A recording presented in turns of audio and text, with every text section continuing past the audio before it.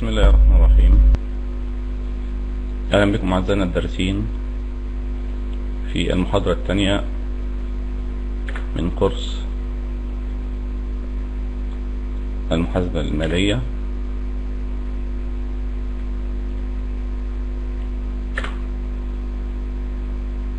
بسم الله الرحمن الرحيم. بسم الله الرحمن الرحيم. الصوت واضح؟ تمام.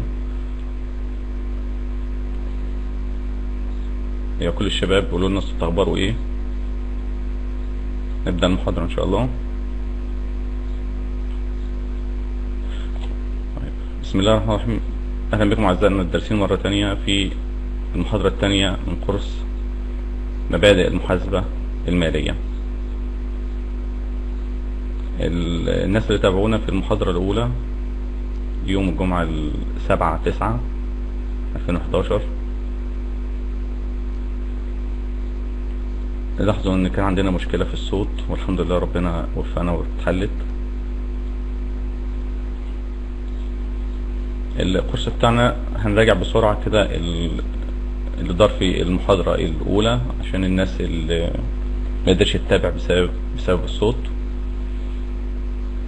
زي ما قلنا المرة اللي فاتت، الكورس بتاعنا بيدور حول مبادئ المحاسبة المالية وعدد التقارير المالية. قسمنا الكورس إلى جزئين. الجزء الأول بيتكلم على قواعد المحاسبة المالية، التسجيل والتبويب وتلخيص المعاملات المالية، ثم إعداد القوائم المالية في نهاية السنة المالية. الجزء الثاني بمشيئة الله هنتناول فيه التسويات الجردية في نهاية السنة المالية إن شاء الله. هنراجع كده مع بعض بسرعة الجزء اللي احنا تناولناه المرة اللي فاتت في النص الساعة الأولى من المحاضرة الحالية، ثم نتطرق بعد ذلك إلى استكمال باقي موضوعات الكورس إن شاء الله.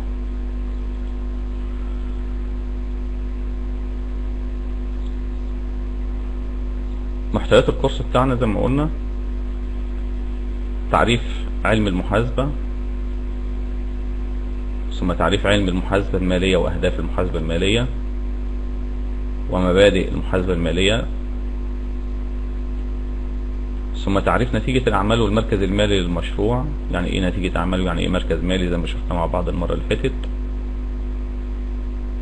ثم تعريف دليل الحسابات مع وضع دليل حسابات يصلح للاستخدام في مشروع من المشروعات الصغيرة، وده الجزء اللي احنا كنا توقفنا عنده المرة السابقة. ثم هنستكمل بعد ذلك الدورة المحاسبية والخطوات المتبعة في الدورة المحاسبية،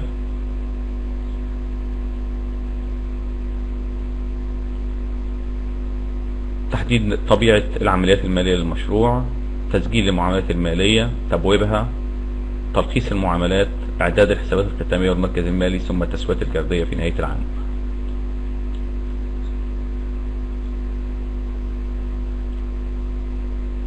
المحاسبة المالية هنتعرض لبعض التعريفات والقواعد الأساسية الخاصة بالمحاسبة المالية كده بسرعة مع بعض إن شاء الله. زي ما شفنا المرة اللي فاتت عرفنا مع بعض المحاسبة المالية،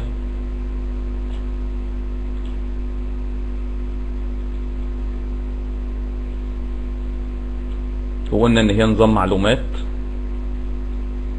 واتفقنا ان اي نظام في الدنيا ليه مدخلات وعمليات معالجة ومخرجات، وان مدخلات النظام المحاسبي هي كل المعلومات الاقتصادية، يعني كل المعلومات التي يمكن التعبير عنها في صورة رقمية نقدية.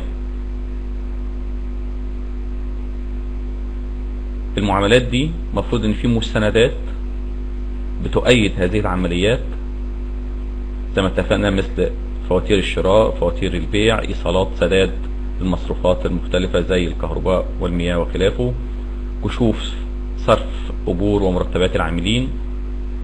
دي كلها معلومات اقتصادية نقدر نعبر عنها بمبالغ نقدية. فدي مدخلات النظام المحاسبي بيتم عليها العديد من الإجراءات وخطوات المحاسبية، بحيث انها توصلني في النهاية الى مخرجنا في النظام المحاسبي هو معلومات تساعد في اتخاذ القرارات من اجل تحقيق التخصيص الامثل للموارد المتاحة. وبالتالي قلنا صغنا ان اهداف المحاسبة قياس وتقييم انشطة المشروع، يعني تحديد ارباح وخسائر المشروع. المشروع حقق ارباح ولا خسائر، يعني مدى نجاح وفشل المشروع. ثم بيان المركز المالي للمشروع، وهنعرف حالا نتيجة اعمال المشروع والمركز المالي معناهم ايه. ده الهدف الاول للمحاسبة المالية. الهدف الثاني انها توجه وتراقب على موارد المشروع. والهدف الثالث توصل المعلومات المتعلقة بعمليات وأنشطة المشروع إلى من يهمهم معرفة هذه المعلومات لاتخاذ القرارات المناسبة. واتفقنا إن مستخدمي المعلومات المحاسبية ممكن نقسمهم إلى أطراف داخلية مثل أصحاب المشروع اللي هم المستثمرين في المشروع والعاملين، أو أطراف خارجية مثل الجهات الحكومية زي الضرائب والتأمينات، البنوك، الدائنين وخلافه.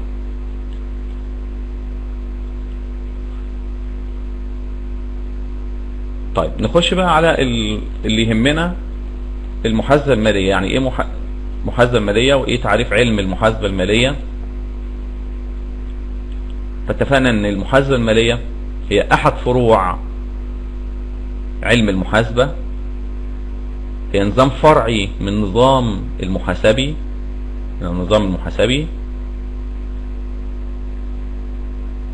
كل فرع من فروع علم المحاسبة بتركز على بعض الاشياء.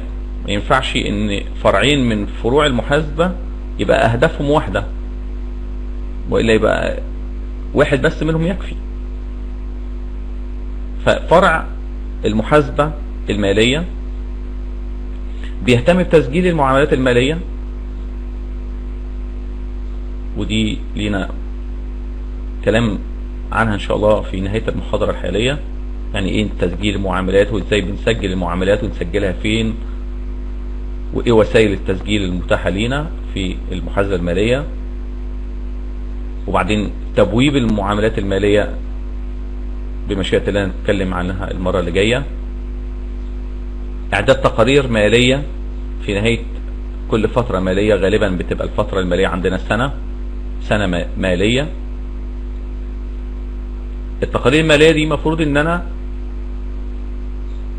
استشف منها نتيجة اعمال المشروع، يعني مقدار الارباح او الخسائر اللي حققها المشروع. وده بيتم باحدى الوسائل، اما عن طريق اعداد ما يسمى بقائمة الدخل. يبقى قائمة الدخل هي احد القوائم المالية، الهدف النهائي او احد الاهداف النهائية للمحاسبة المالية. وقائمة الدخل ليه بنعدها في المشروع؟ عشان نحدد منها ونقيس مقدار الارباح والخسائر اللي حققها المشروع. يعني هل المشروع ده حقق نجاح ولا فشل خلال العام. يبقى عملية قياس الارباح والخسائر بتتم اما باعداد قائمة الدخل او باعداد حسابي المتاجرة والارباح والخسائر. حساب المتاجرة والارباح والخسائر نتيجتهم يطلعوا لي مقدار الارباح والخسائر اللي قائمة الدخل بتطلعها برضو. بس ده كان اسلوب تقليدي. المتاجرة والارباح والخسائر دي احد او الاساليب التقليدية لحساب الارباح والخسائر. اما الاساليب الحديثة اللي تتبعها المنشآت حاليا هو اعداد قائمة الدخل. ولذلك نلاقي في الجرايد الشركات اللي بتنشر القوائم المالية ليها في الجرايد بنلاقيها بتعمل قائمتين، قائمة اسمها قائمة الدخل وقائمة اسمها المركز المالي، وفي قوائم مساعدة لشرح محتويات القائمتين. ده ممكن نبقى نتعرض، ده ممكن يبقى كورس كامل تحليل القوائم المالية، ممكن نبقى نعمل له كورس في المستقبل ان شاء الله. يعني انا لما اشوف حسابات ختامية لشركة في الجرايد ازاي احكم عليها وازاي اقول الشركة دي ناجحة او فاشلة. تمام، مش مجرد الارقام اللي ظاهرة في قائمة الدخل والميزانية تديني صورة نهائية عن الشركة دي ناجحة ولا فاشلة. ممكن تكون ناجحة في بعض السياسات وفاشلة في بعض السياسات.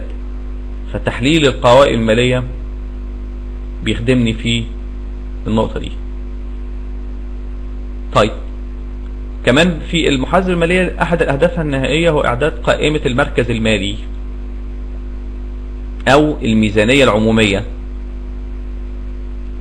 وحالا دلوقتي هنقول يعني ايه بقى مركز مالي، ونبدأ نتكلم بالتفصيل عن الاهداف المحاسبة المالية دي بالتفصيل ان شاء الله.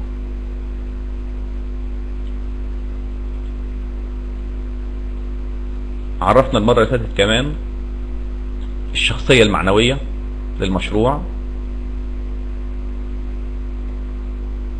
واتفقنا ان اي تاجر ناجح، اي صاحب مشروع، عشان مشروعه ينجح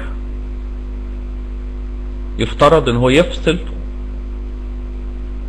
المعاملات المالية الخاصة بمشروعه عن المعاملات المالية الخاصة بيه هو واسرته. وده بيبقى من منطلق مفهوم الشخصية المعنوية للمنشأة. فبنقول ان اي مشروع ده يعتبر شخصية اعتبارية معنوية ليها كيان قانوني مستقل عن الكيان القانوني لصاحب او اصحاب المشروع اللي هم الملاك. يعني المشروع حاجة وصاحبه حاجة تانية. ده كيان قانوني يقدر يقاضي الغير او الغير يقاضيه.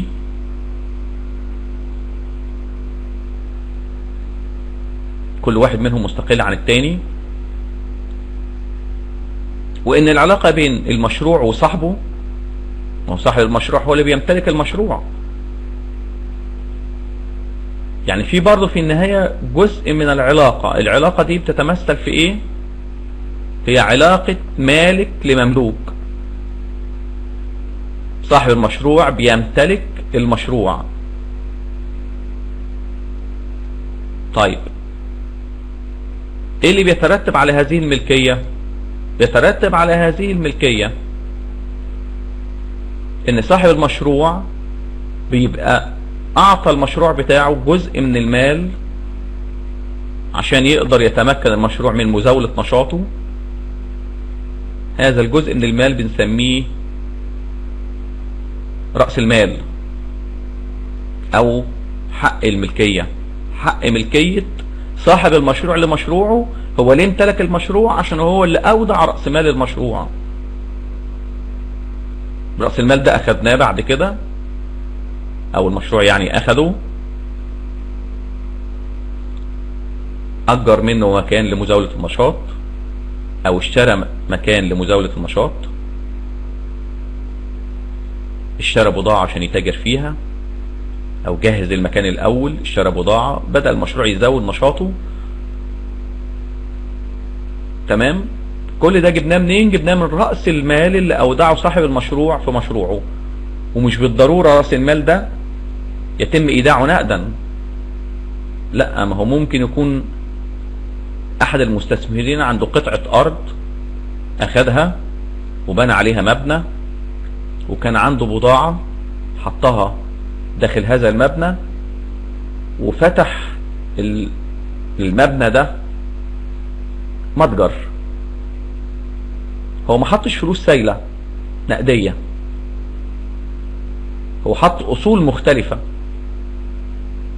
قطعة ارض، مبنى، بضاعة، تجهيزات، مكاتب وخلافه داخل هذا المبنى. يبقى ده كده نقدر نعتبره رأس المال. كل ما يتم ايداعه من صاحب المشروع في مشروعه بيعتبر استثمار في هذا المشروع، يعني رأس مال. فالعلاقة بين المشروع وصاحبه، بين المشروع والمالك، مالك المشروع، ان صاحب المشروع اودع مبالغ، حتى لو قلنا هي اصول فترجمت لفلوس في الاخر، تترجم لفلوس. الاراضي والمباني والبضاعة اللي هو قدمهم قيمتهم قد ايه؟ 1,000,000 جنيه، يبقى هو اودع في مشروعه 1,000,000 جنيه او ما يعادل 1,000,000 جنيه، يبقى رأس ماله في المشروع 1,000,000 جنيه. طيب قصاد ده في التزام على المشروع ان اي ارباح تتحقق لازم المشروع يردها لصاحبه، باعتبار ان هو صاحب رأس المال. واذا لحق بالمشروع اي خسائر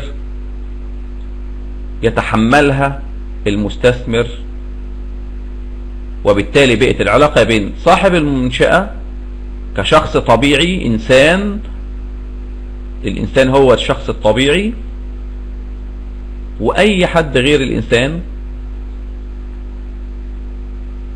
من المنشآت بيعتبر شخص معنوي. هو شخص يقدر يقاضي الغير ويقاضيه الغير زي ما اتفقنا، يقدر يطالب بحقوق ليه طرف الغير او الغير يطالبه بحقوق طرف المشروع، ولذلك هو شخص بس مش طبيعي، هو شخص معنوي. العلاقة بينهم بين صاحب المنشأة والمنشأة ان صاحب المنشأة اودع رأس المال. نلاحظ السهم جاي منين بالظبط كده، من اتجاه صاحب المنشأة للمنشأة، يعني صاحب المشروع او صاحب المنشأة هو اللي اودع رأس مال في المشروع. في المقابل نلاقي سهم راجع تاني ان المنشأة هترد لصاحبها الارباح اللي حققتها، وتعتبر هي جزء من حق الملكية، بتزود حق الملكية. وبالتالي بيبقى في نهاية العام لو افترضنا ان مستثمر استثمر في مشروعه في بداية العام 1,000,000 جنيه رأس مال، المشروع ده حقق خلال العام 200,000 جنيه ارباح، يبقى صاحب المشروع ليه في مشروعه ايه بالظبط؟ ليه 1,000,000 جنيه رأس ماله مضاف لها الارباح اللي حققها المشروع خلال العام 200,000 جنيه، يبقى ليه 1,200,000. ده بفرض ان صاحب المشروع ما سحبش ارباحه، اخدها وصرفها او وزعها يعني. فبالتالي بيبقى ليه في المشروع رأس المال زائد الارباح لو حققها، فبيبقى حق الملكية عبارة عن رأس المال مضاف له الارباح، يعني 1,000,000 زائد ارباح 200 يبقى 1,200,000. طب لو المشروع ده خسر 100,000 جنيه، يبقى الخسارة دي ادت الى تآكل او نقص يعني رأس المال او حق الملكية. 1,000,000 جنيه المشروع خسر 100، يبقى صاحب المشروع ليه في مشروعه قد ايه؟ ليه 900,000. 1,000,000 هنستبعد منها، نطرح منها 100,000 جنيه خسائر. يبقى الشخصية المعنوية بتقول ان المشروع شخصية معنوية، وان صاحب المشروع هو شخصية طبيعية. العلاقة بينهم شبه استقلالية، يعني كل واحد منهم ليه ذمة مالية مختلفة عن الآخر. صاحب المشروع ممكن يروح يفتح حساب جاري باسمه الخاص، باسمه الشخصي في البنك، وممكن يفتح حساب جاري تاني باسم المشروع بتاعه. المبالغ النقدية اللي موجودة في حسابه الجاري اللي باسمه دي ملكية خاصة بعيدة خالص عن المشروع، والمبالغ النقدية اللي موجودة في الحساب الجاري الخاص بالمنشأة دي ملكية للمشروع.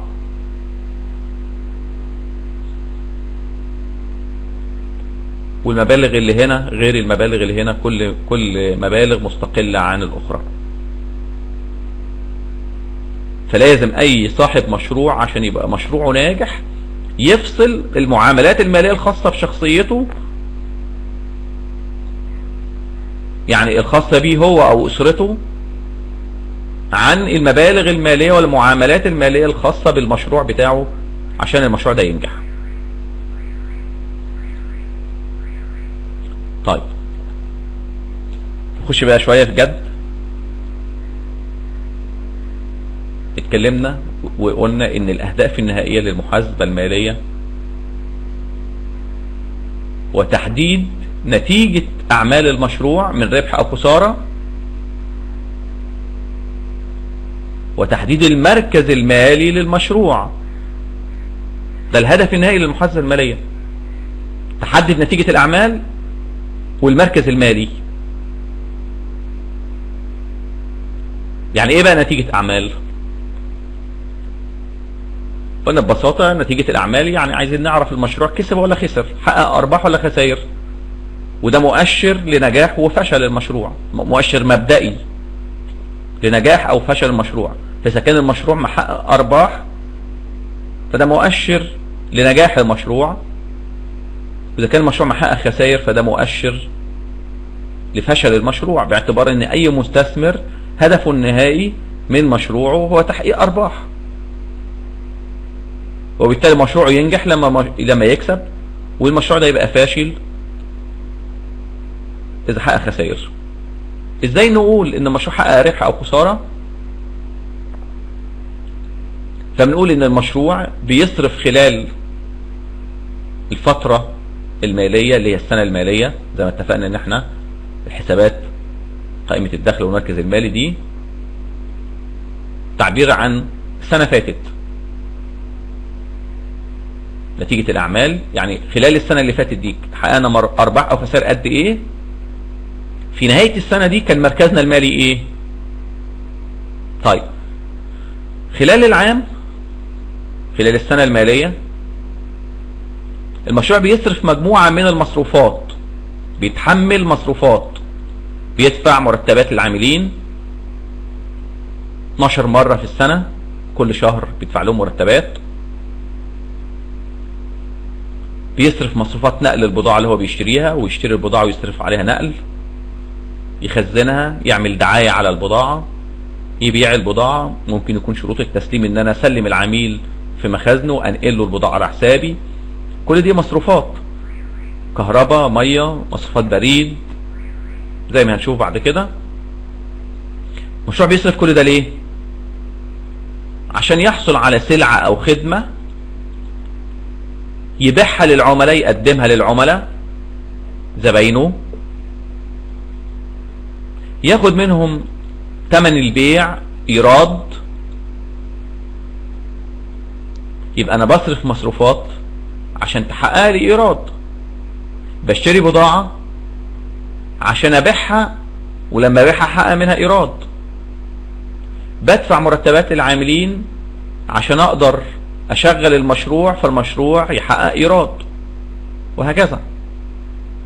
مجموعة المصروفات والايرادات هي المسؤولة عن تحديد نتيجة الاعمال.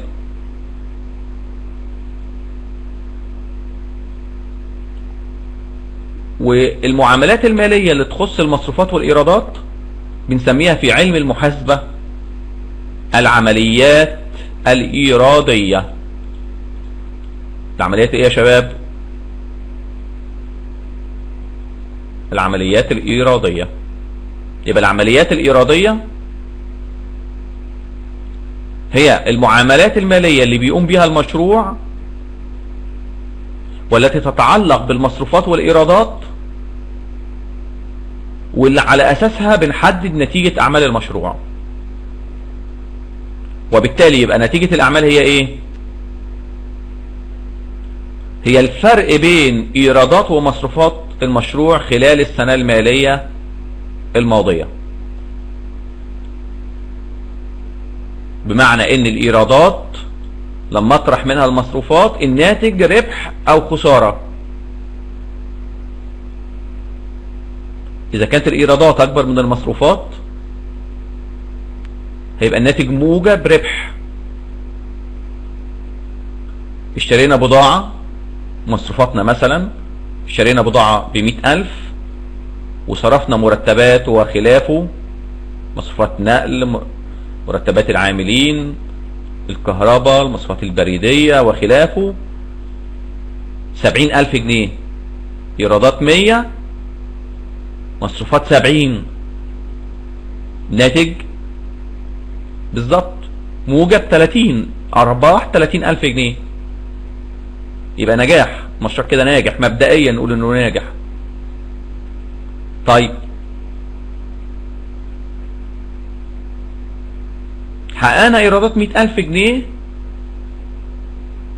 بس عشان نقدر نتمكن من تحقيق هذه الايرادات صرفنا 120,000.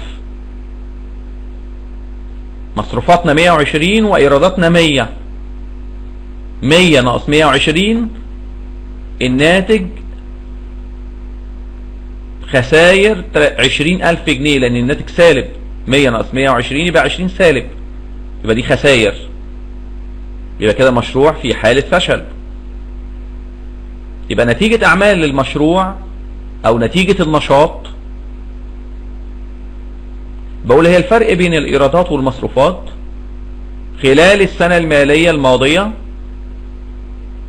او خلال اي فترة ماضية، بس هو في المعتاد ان احنا بنعمل نتيجة اعمال عن سنة ماضية.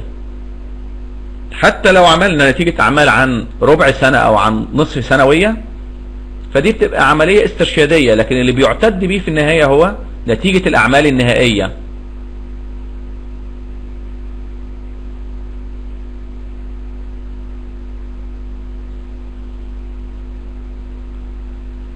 لو دراسة جدوى ل5 سنين وان معدل تحقيق الارباح بعد السنة الثانية، ينفع اقول عن السنة الاولى والثانية خسائر؟ لا، هو في دراسة الجدوى لما بنيجي نعمل دراسة الجدوى، احنا هنعمل ان شاء الله كورس في دراسات الجدوى، ما بنحكمش على المشروع من سنة او 2، لا احنا بنحكم على المشروع خلال عمره بالكامل. بيتقدر العمر، المشروع مقدر العمر قد ايه، وبقول مجمل فترة اللي هي دورة حياة المشروع. في النهاية المشروع حقق ارباح ولا خسائر؟ ممكن المشروع يبقى فاشل في اول سنتين عادي. معظم المشروعات مش بالضرورة انها تحقق ارباح في اول سنوات، وخاصة لو المشروعات دي ما فيش خبرة سابقة والعملاء ما يعرفوش حاجة عنها، فبيبقى لسه المشروع مشروع جديد عشان العملاء يعرفوه وتبدأ مبيعات المشروع تغطي تكاليفه. لان مش معقول لو انا بعت واحدة المشروع يكسب. في حاجة عندنا في اسمها تحليل التعادل، بيقول لي ايه النقطة اللي عندها احقق ارباح بحيث ان انا لو انتجت وبعت اكتر من كده بكسب، وايه اقل من كده هخسر. فممكن يبقى المشروع في اول سنوات بيحقق خسائر، لكن بعد مرور السنوات يبدأ المشروع يحقق ارباح، لان بدأ الناس يعرفوا المشروع ده، فبدأت مبيعاته تزيد تتخطى نقطة التعادل، وبالتالي يبدأ المشروع يحقق ارباح. فممكن المشروع يبقى فاشل في اول سنوات وبعدين يبدأ يحقق مكاسب بعد كده، بحيث ان المكاسب دي تفوق الخسائر، يعني النجاح يفوق الفشل، وبالتالي يبقى المشروع في النهاية ممكن يبقى ناجح. وممكن المشروع يحقق نجاح بعد عدة سنوات، لكن هذا النجاح ما يعوضش الخسائر اللي لحقت بالمستثمر في اول سنوات عمر المشروع، وبالتالي بقى النتيجة النهائية ان المشروع ده مشروع فاشل فبيرفض طبعا. هنشوف الكلام ده بالتفصيل ان شاء الله في دراسات الجدوى. ارجو ان انا اكون كده جاوبت على سؤال الاخ ضاحي. تمام، دي نتيجة الاعمال. ضاحي تخصصك ايه؟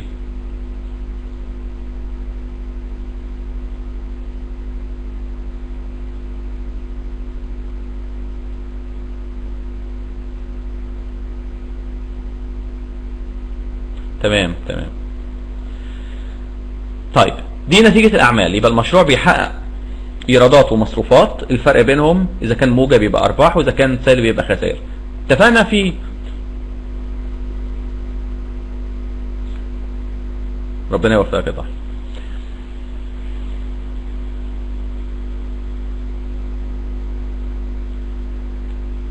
اتفقنا المره اللي فاتت ان موضوع ان احقق او احدد نتيجه اعمال المشروع مش بالسهوله دي. مش هقول ايرادات ومصروفات الفرق بينهم موجب يبقى ربح، العمليه دي سهله، وخاصه لو المشروع مشروع كبير شويه.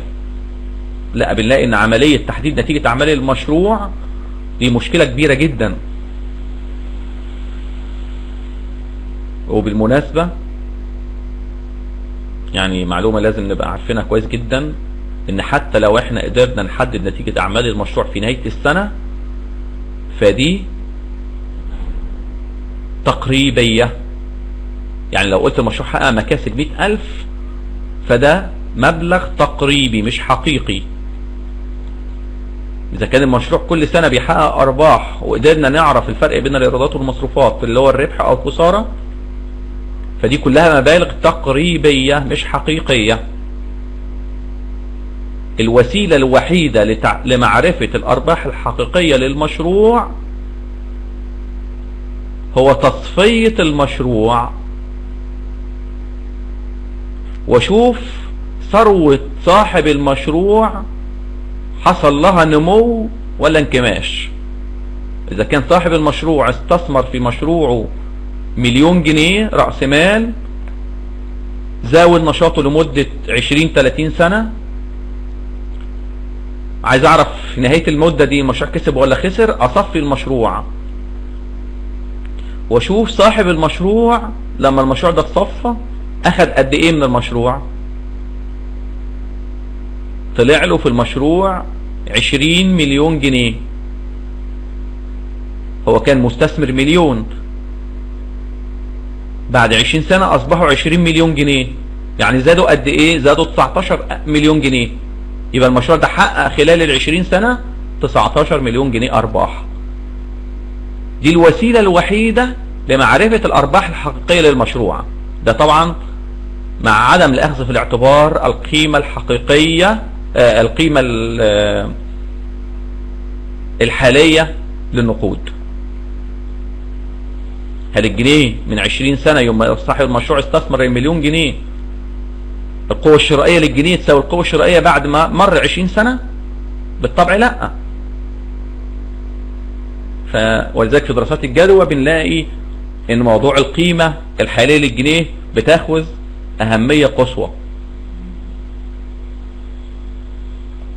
فعشان احنا ملزمين ان كل سنة نسدد ضرائب للمشروع، الضرائب اللي على المشروع للدولة، وعشان اصحاب المشروع يعرفوا المشروع ده بينجح ولا بيخسر، فاحنا مضطرين في نهاية السنة نطلع ربح تقريبي للمشروع. الربح التقريبي ده هو نتيجة اعمال المشروع، الفرق بين الايرادات والمصروفات. اما الارباح الحقيقية زي ما اتفقنا فدي احددها لما يتم تصفية المشروع في نهاية عمره المقدر. ننقل للهدف الثاني للمحاسبة المالية. الهدف النهائي الثاني هو قياس او تحديد المركز المالي للمشروع في نهاية السنة المالية. نتيجة الاعمال، ايرادات ومصروفات والفرق ربح وخسارة، اقول ايه عن السنة المنتهية في 31/12/2010 مثلا، يعني من يوم 1/1/2010 لنهاية 2010 يوم 31/12/2010. خلال السنة دي المشروع حقق ربح ولا خسارة قد ايه؟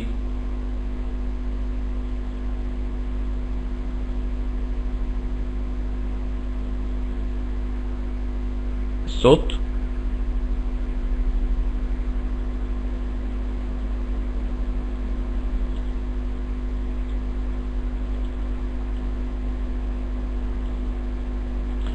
استستعرض في الدعم الفني. تمام، الصوت اشتغل يا شباب. سامعيني؟ لو سامعيني اكتبوا 1.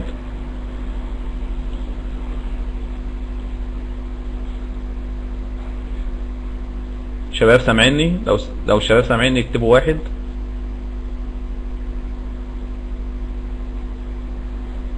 تمام. يبقى نتيجة الأعمال بقيسها عن سنة فاتت من 1/1 ل31/12. المشروع حقق أرباح ولا خسائر؟ دي نتيجة الأعمال. طب المركز المالي؟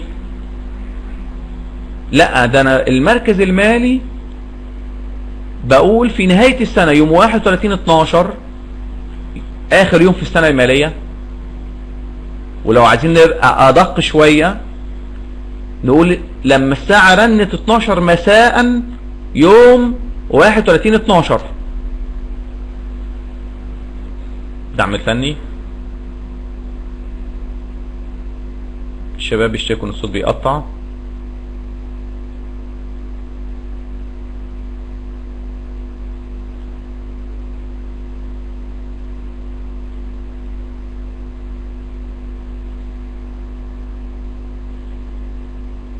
احنا قلنا ربنا كرمنا والمشكلة الصوت اتحلت.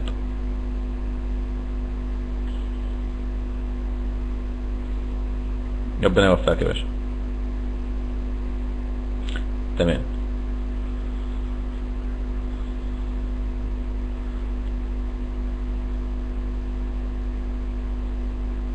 فالمركز المالي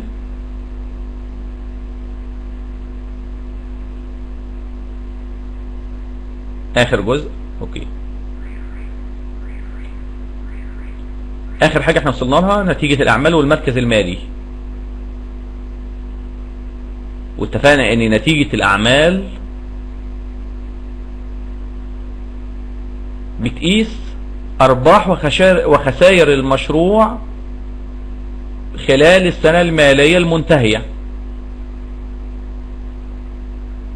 هل المشروع حقق ايرادات اكتر من المصروفات؟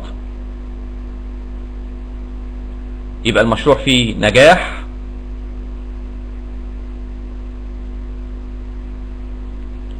ولا المشروع حقق مصروفات اكتر من الايرادات يبقى المشروع فيه فشل، فيه خسائر.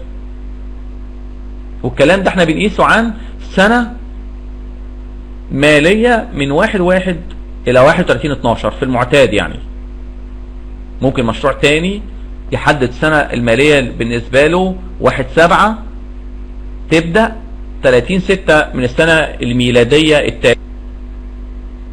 ده احنا بنقيسه في نهاية السنة المالية زي ما اتفقنا يوم 31/12 الساعة 12 مساء. اول ما الساعة رنت 12 مساء يوم 31/12 كان مركزنا المالي ايه؟ انا دايما بشبه المركز المالي صورة فوتوغرافية. لو واحد معاه كاميرا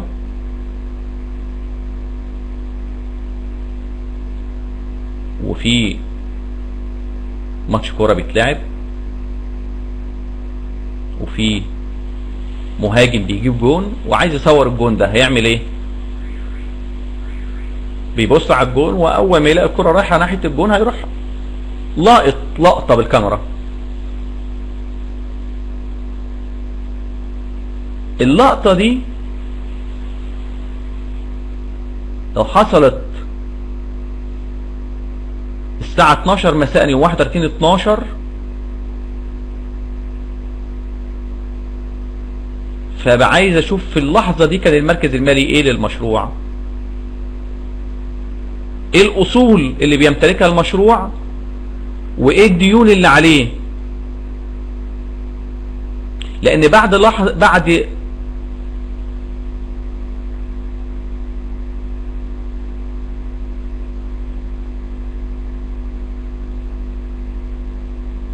ايوه بالظبط. مشروع في السنه الاولى بعد السنه الاولى هيحقق ارباح، يبقى في السنه الاولى ايه؟ عنده خسائر، وفي السنوات التاليه ارباح. ومش بالضروره ان السنوات التاليه تبقى كلها ارباح، ممكن تحصل مشكلة اقتصادية تؤثر على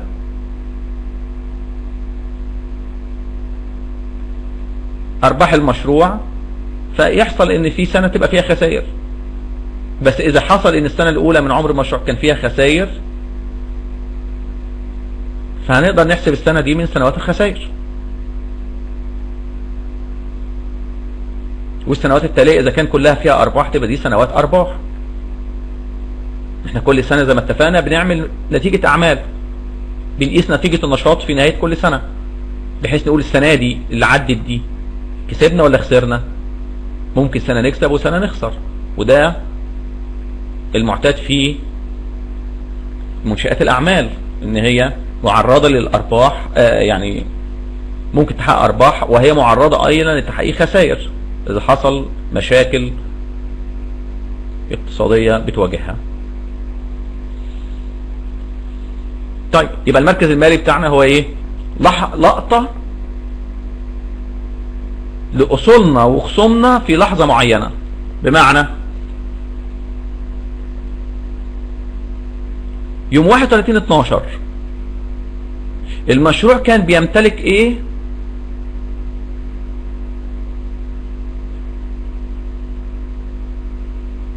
وايه حقوقه طرف الغير.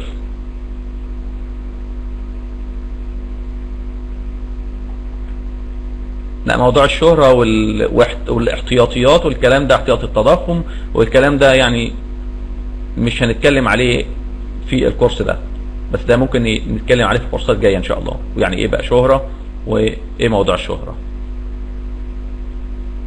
شكرا شباب.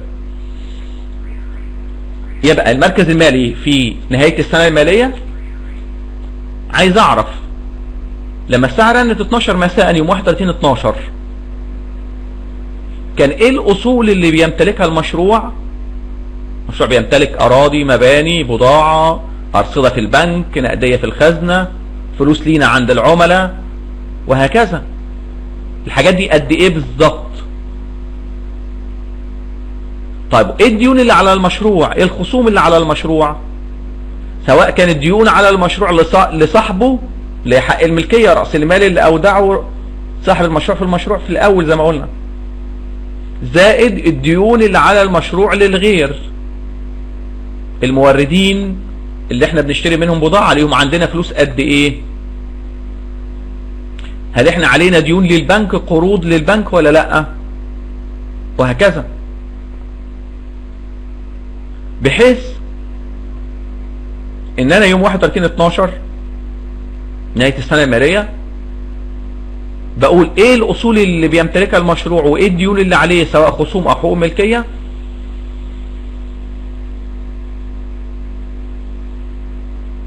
ولازم الاصول تساوي الخصوم وحقوق الملكية. الاصول هتساوي الخصوم وحقوق الملكية، مجموع الخصوم وحقوق الملكية مع بعض لازم يساوي مجموع الاصول.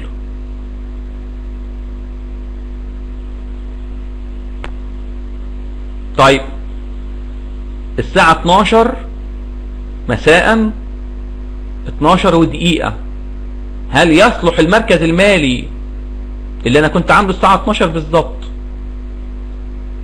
انه يعبر عن المركز المالي الساعة 12 ودقيقة؟ تقول لي ده مش دقيقة، ثانية. بعد ثانية، بعد الساعة ما عدت 12 بالليل، بعد ثانية واحدة، هل المركز المالي ينفع اقول هو؟ لا طبعا.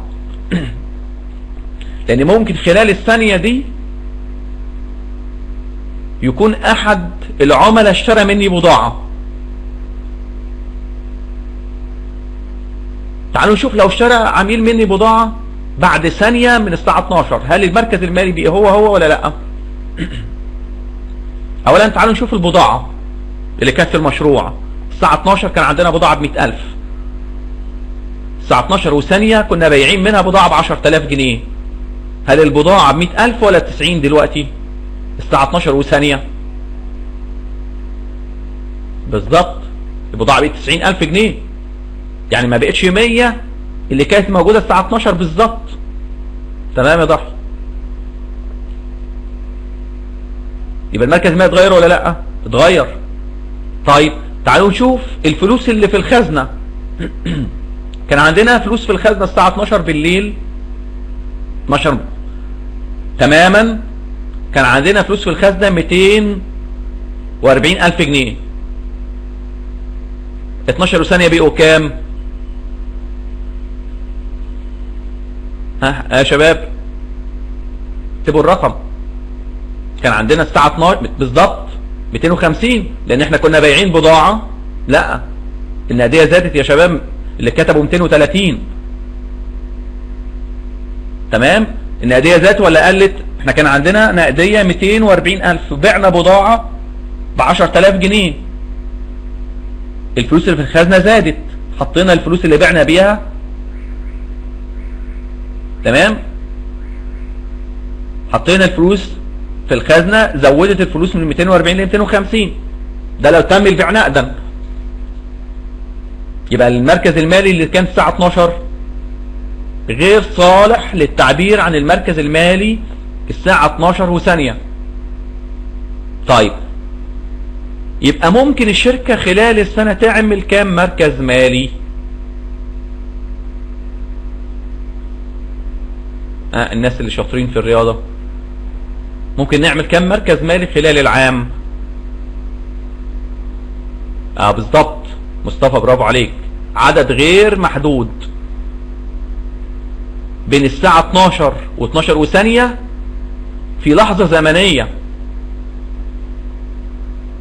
وبين اللحظة الزمنية دي والساعة 12 بالظبط في لحظة زمنية أخرى، وكل لحظة من دول يعني لو عبرنا عن الزمن السنة المالية بقطعة مستقيمة، فمعروف رياضيا ان اي قطعة مستقيمة فيها عدد ما لا نهاية من النقط، يبقى عدد ما لا نهاية من اللحظات الزمنية، وفي كل لحظة زمنية مركز مالي مختلف عن المركز المالي الآخر. يبقى ممكن المشروع يعمل عدد ما لا نهاية من المراكز المالية، لكن احنا ما يهمناش المراكز المالية دي كلها، احنا اللي يهمنا آخر مركز مالي الساعة 12 مساء، لما الساعة رنت 12 بالليل بالظبط يوم 31/12. وكل المراكز المالية اللي قبل كده لا تعنيني في شيء. انا عايز اعرف في نهاية السنة المشروع ايه اصوله وايه خصومه، ايه اللي ليه وايه اللي عليه. الساعة 12 بالظبط. تمام يا شباب؟ المبادئ اللي احنا وضحناها لغاية دلوقتي واضحة بالنسبة لنا؟ تمام. مصطفى وضاحي والباقي ايمان تمام، رويدة تمام، امير تمام. يبقى المبادئ اللي احنا ارسلناها لغايه دلوقتي واضحه بالنسبه لنا، ان نتيجه الاعمال فرق بين ايرادات ومصروفات تعبر عن معاملات المشروع خلال سنه ماليه من 1/1 ل 31/12. اما المركز المالي فهو حقوق المشروع وممتلكاته اللي هي الاصول، والديون التي على المشروع لصاحب المشروع اللي هو حقوق الملكية، او للغير اللي هي الخصوم. والكلام ده يهمنا نعرفه في نهاية السنة المالية يوم 31/12 الساعة 12 مساء تماما زي ما اتفقنا. وده الهدف النهائي للمحاسبة المالية، نتحدد نتيجة الأعمال والمركز الايه المالي. وباقي أفرع المحاسبة، باقي النظم المحاسبية، ممكن تاخد المعلومات اللي احنا توصلنا إليها من المحاسبة المالية اللي هو المركز المالي ونتيجة النشاط، وتبدأ تعمل عليهم شغل تاني لاستخراج معلومات تساعد في اتخاذ قرارات بشكل مختلف، او يبقى عندنا معلومات من النظام المحاسبي مختلفة عن اللي انتجته المحاسبة المالية اللي هو نتيجة الاعمال والمركز المالي. واللي هيتابع معانا ان شاء الله الكورسات سلسله الكورسات اللي احنا ناويين ان شاء الله نقوم بيها هيشوف ده بالتفصيل ان شاء الله. طيب اذا اتفقنا ان المعاملات اللي بتحدد نتيجة الاعمال اسمها معاملات ايرادية، المعاملات اللي بتحدد نتيجة الاعمال اسمها ايه؟ ضاحي. المعاملات المسؤولة عن تحديد نتيجة اعمال المشروع بنطلق عليها محاسبيا العمليات ايه؟ باقي الشباب معاملات ايرادية. زين يا شباب، 3 بس اللي ردوا. 4. احنا 28 واحد حاليا، على الاقل مثلا عايزين 50%. تمام شباب. يبقى المعاملات المسؤولة عن تحديد نتيجة اعمال المشروع اسمها المعاملات الإيرادية. محاسبيا المعاملات الإيرادية هي المسؤولة عن تحديد نتيجة الاعمال. طيب والمسؤول عن تحديد المركز المالي بقى، نوعين من المعاملات المالية: معاملات او عمليات تمويلية وعمليات رأس مالية. عمليات تمويلية وعمليات ايه؟ رأس مالية. دول مسؤولين عن تحديد المركز المالي.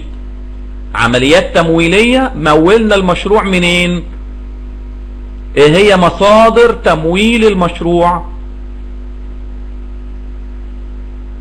قد تكون مصادر داخلية من اصحاب المشروع، رأس المال او حق الملكية، او مصادر تمويل خارجية بالاقتراض من الغير، الاموال المقترضة، القروض اللي بيحصل عليها المشروع سواء من البنوك او من الغير. الفلوس دي كلها بنجيبها ليه؟ عشان نمول بيها المشروع. انت داخل على مشروع تقول انا هجيب له تمويل منين؟ انا معايا فلوس قد كده، ده رأس مالي، تمويل داخلي. طيب الفلوس دي مش مكفية، هضطر اقترض من الخارج او اقترض من بره عشان اكمل رأس مال المشروع. مشروع محتاج رأس مال 100,000، انا معايا حاليا 70,000 منهم، يبقى محتاج اقترض قد ايه؟ كام يا شباب؟ مشروع محتاج محتاج 100,000 جنيه لتمويل المشروع ده عشان يقدر يزود نشاطه. المستثمر معاه رأس مال 70,000، تمام، يبقى محتاج يقترض 30,000 عليهم. العمليات اللي تتعلق برأس المال والقروض وخلافه، يعني العمليات اللي بتتعلق بالخصوم وحقوق الملكية، ما الخصوم وحقوق الملكية هي مصادر تمويل المشروع. العمليات دي بنسميها العمليات التمويلية. كل ما يتعلق بالخصوم وحقوق الملكية هنسميه عمليات ايه؟ تمويلية.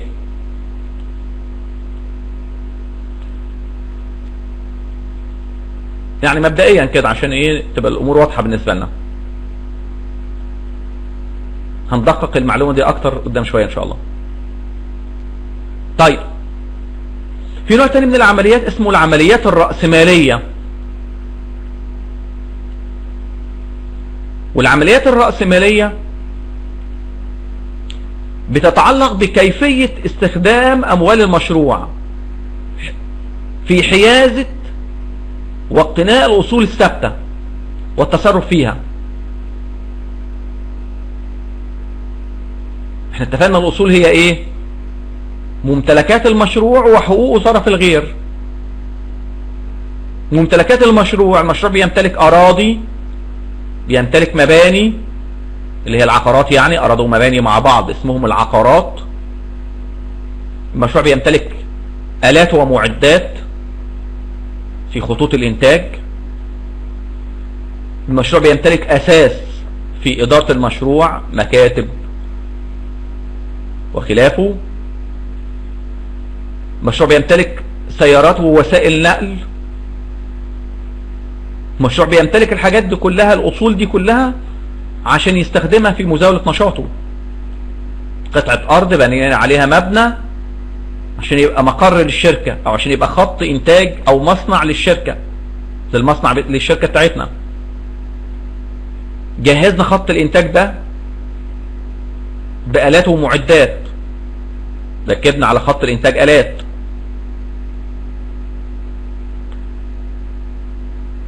في جزء من المبنى ده اخدنا طابق وعملناه ادارة الشركة، واسسناه بمكاتب للعاملين في الادارة. اشترينا سيارات عشان ننقل بيها منتجات المشروع. دي بنسميها محاسبيا عمليات رأسمالية متعلقة بحيازة الاصول الثابتة. فالاصول الثابتة هي الاصول اللي المشروع اشتراها بهدف استخدامها في مزاولة نشاطه. تمام؟ يبقى العمليات الإرادية مسؤولة عن تمويل المشروع، سواء من صاحب المشروع تمويل ذاتي، تمويل داخلي، او من الخارج تمويل خارجي بالقروض. والعمليات الرأسمالية تتعلق باقتناء الأصول الثابتة، شراء وبيع الأصول الثابتة. أصول المشروع اشتراها مش عشان يبيعها، ولكن عشان يستخدمها في مزاولة نشاطه. طيب المشروع بقى عشان يحدد نتيجة أعماله ومركزه المالي، ازاي نقدر نوصل للحتة دي؟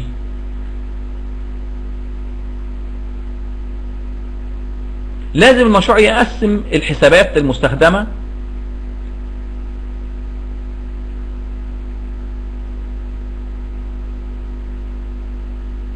لا، العمليات الرأسمالية غالبا بتتعلق بالأصول الثابتة، انما النقدية هنلاقيها في الأصول المتداولة، وحالا دلوقتي هنقول يعني ايه أصول ثابتة ويعني ايه أصول متداولة. فالعمليات الرأسمالية متعلقة بالاستثمار في المشروع. الاستثمار فيه أصول منتجة، مش أصول سايلة زي النقدية أو أصول للبيع زي البضاعة. العمليات الرأسمالية تتعلق بالاستثمارات في المشروع في أصول ثابتة، ونقول دلوقتي أصول ثابتة يعني إيه.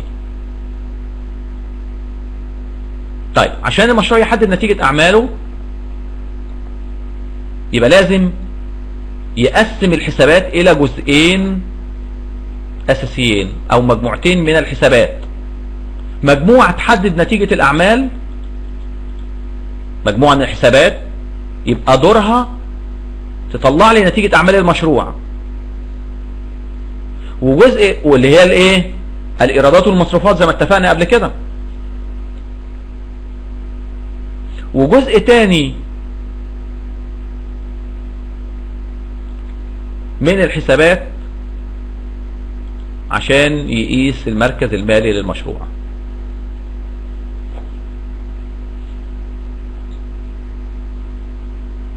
اخبار الصوت شباب اللي سامعيننا يكتبوا واحد.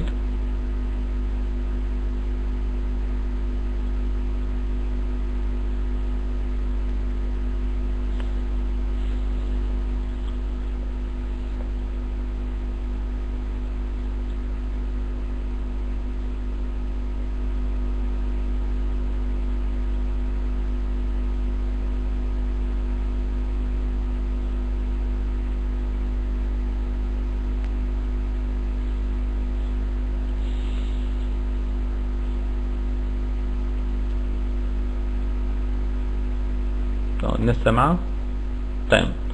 طيب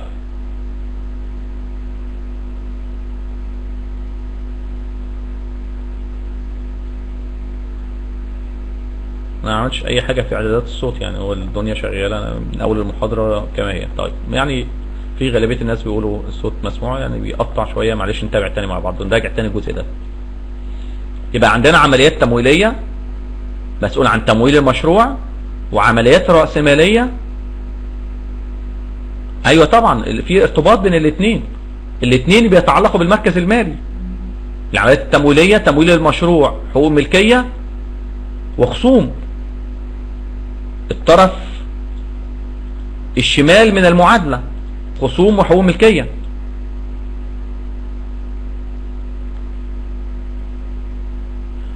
وطرف اليمين اللي هو الأصول، دي العمليات الرأسمالية تتعلق بالأصول الثابتة.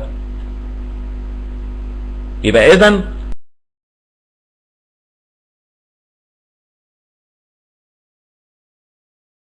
جزء منهم اللي هو العمليات الرأسمالية تتعلق بالأصول وبالتحديد الأصول الثابتة، وجزء تاني بيتعلق بحقوق الملكية والخصوم اللي هو العمليات التمويلية. طيب يبقى عشان نحدد زي ما اتفقنا نتيجة الأعمال والمركز المالي لازم نقسم الحسابات لمجموعتين. مجموعة مسؤولة عن تحديد نتيجة أعمال المشروع، والمسؤولة الثانية مسؤولة عن تحديد المركز المالي للمشروع. وبالتالي يبقى الحسابات حسابات نتيجة، مصروفات وإيرادات، والفرق بينهم ربح أو خسارة. لو الإيرادات أكبر من المصروفات يبقى ربح. إيراد ناقص مصروف، إذا طلع الناتج موجب ده معناه إن الإيراد أكتر يبقى ربح.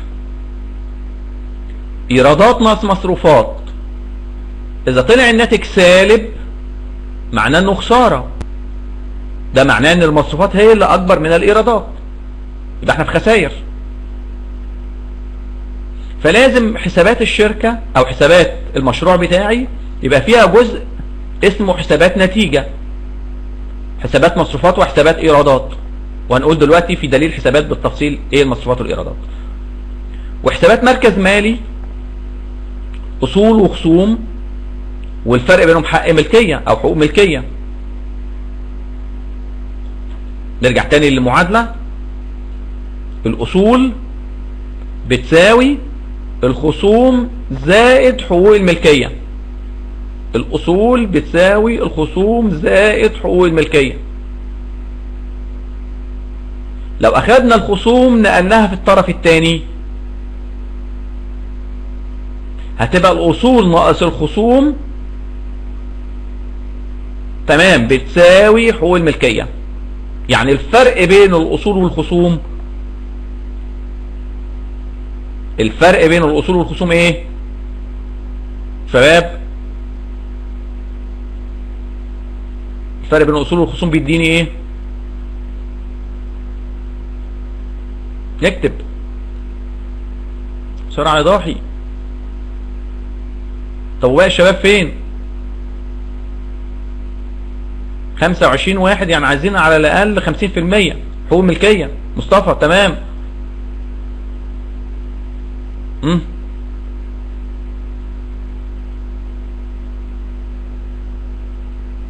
ما سمعتش السؤال تاني يا ضاحي. الأصول بتساوي الخصوم زائد حقوق الملكية. لو قلنا الأصول ناقص الخصوم، الفرق بين الأصول والخصوم من المعادلة الرياضية دي هيساوي ايه؟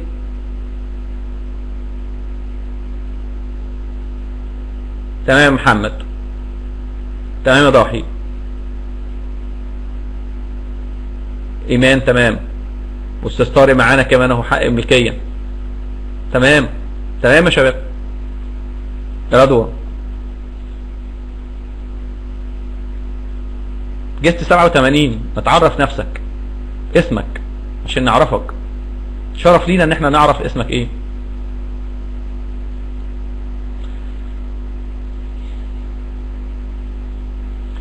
يبقى الاصول ناقص الخصوم، الاصول ناقص الخصوم بيديني حقوق الايه؟ الملكية. يعني الفرق بين الاصول والخصوم بيساوي حقوق الملكية. شغل دعم فني ولا ايه يا استاذ طارق؟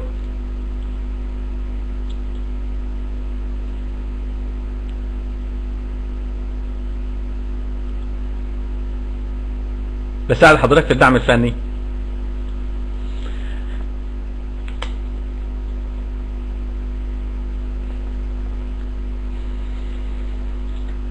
متشكر جدا. طيب يبقى الحسابات عندنا حسابات نتيجة، مصروفات وإيرادات والفرق بينهم ربح أو خسارة، وده كده نتيجة أعمال المشروع. وحسابات مركز مالي، أصول وخصوم والفرق بينهم حق ملكية. إذا قلنا الأصول بتساوي الخصوم زائد حقوق الملكية، يبقى الأصول ناقص الخصوم الفرق بينهم بيديني حقوق الملكية. أصول ناقص خصوم، مش العكس، مش الخصوم ناقص الأصول.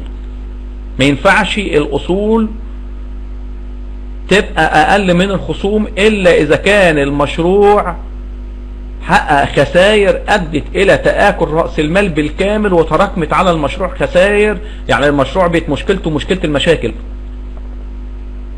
مشروع غرق وبقي تحت مياه المحيط، ده اللي يبقى خصومه أكتر من أصوله.